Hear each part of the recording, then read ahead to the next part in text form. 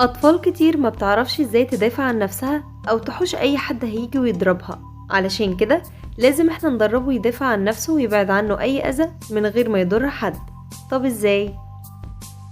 رقم واحد، هقوله لما كنت قدك وأي حد بيجي يضربني كنت بدافع عن نفسي وببعده.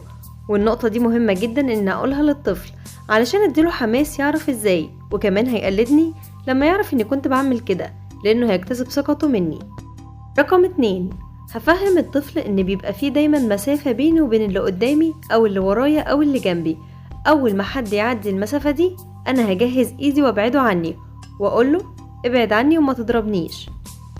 رقم تلاتة، هبدأ ادرب الطفل في البيت كذا مرة اكون انا وراه ومرة قدامه ومرة من يمينه ومرة من شماله، واحاول اجي اضربه واديله فرصة يدافع عن نفسه زي ما دربته.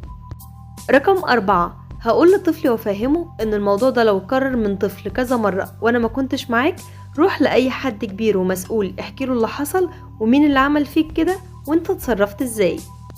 رقم خمسة والأخيرة، هشجع دايما طفلي لما الاقي منه استجابة كويسة،